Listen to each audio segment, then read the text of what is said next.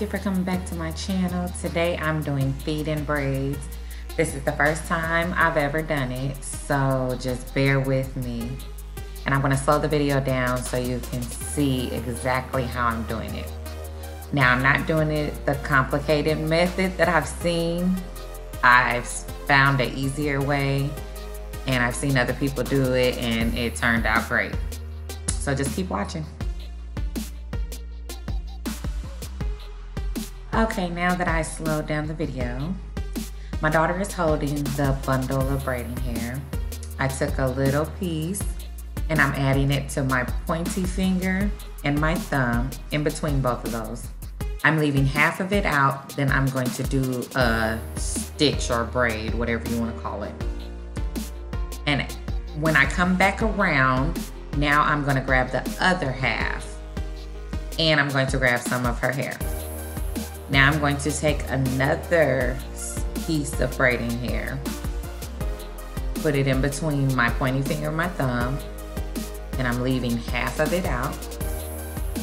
Then I'm going to do a braid. And try not to detangle at this part. Wait till you come back around because the hair will move. Now I come back around and now I'm taking the other half of the hair and I'm going to feed in some more hair.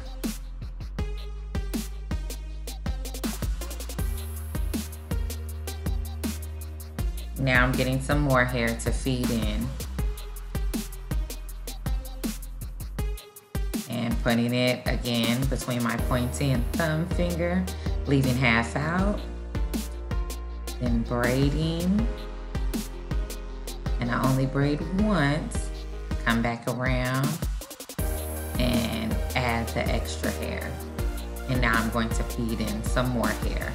Just keep watching. I know it seems a little complicated, but keep watching and you'll see what I'm talking about.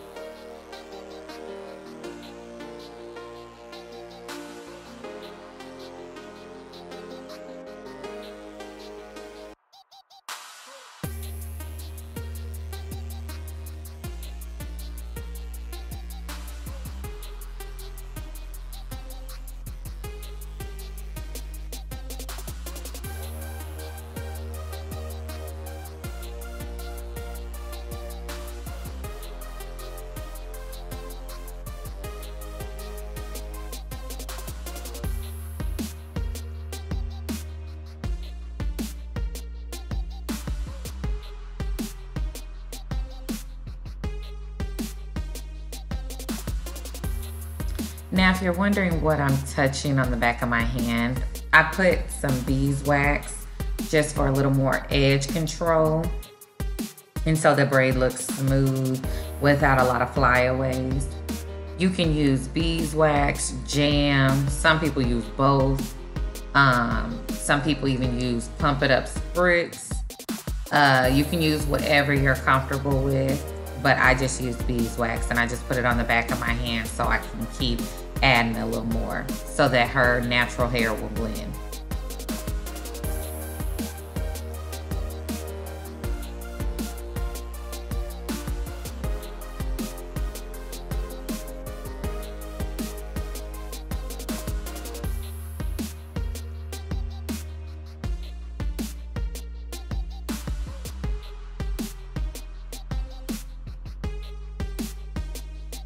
Now, once I get to this point, I stopped adding hair. And then you're just going to continue to braid all the way down like you would normally braid.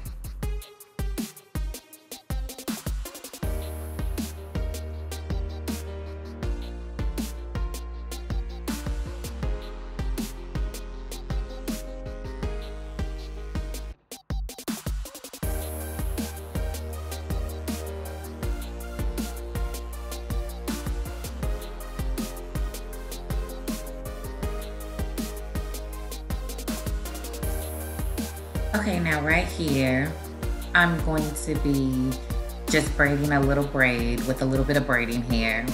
I'm not doing the feed-in method. This is just gonna be between every big braid. And I will show you once I braid the next braid how to feed that braid in with the other one. And as you can see earlier, I did not braid it all the way down, and you'll see in just a little bit. Just keep watching.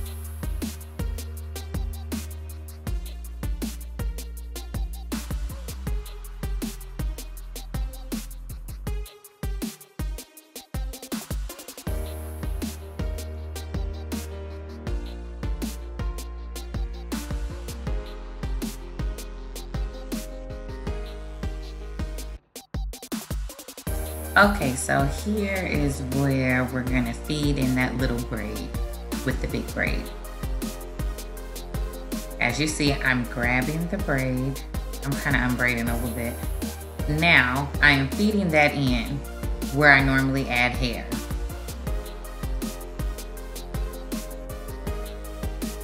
And now I'm going to add the hair just like I did before, and I'm gonna leave half out, and then I'm going to braid.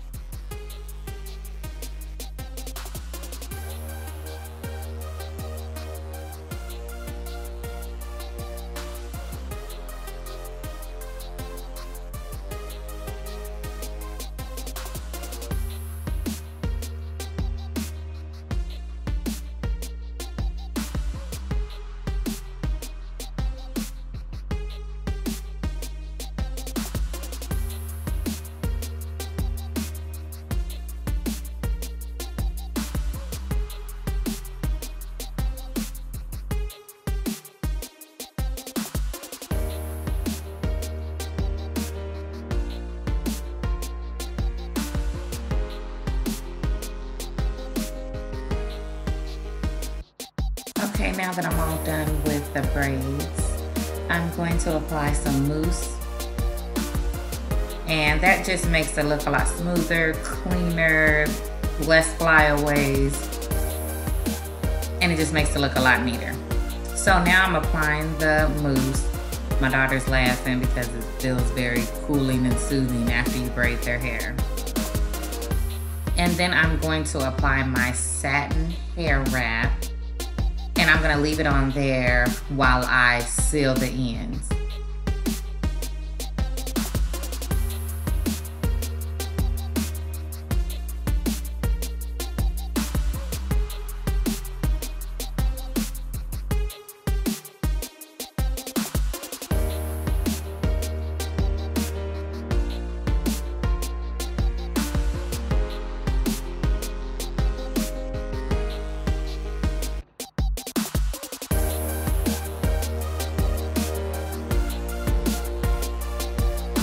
Okay, now I'm going in to clean up the braids.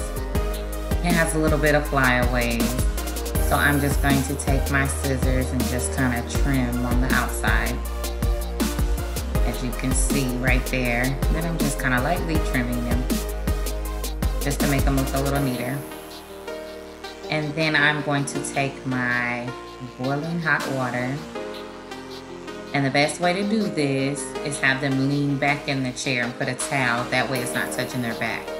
I'm showing you on the camera, so that's why I have her sitting up.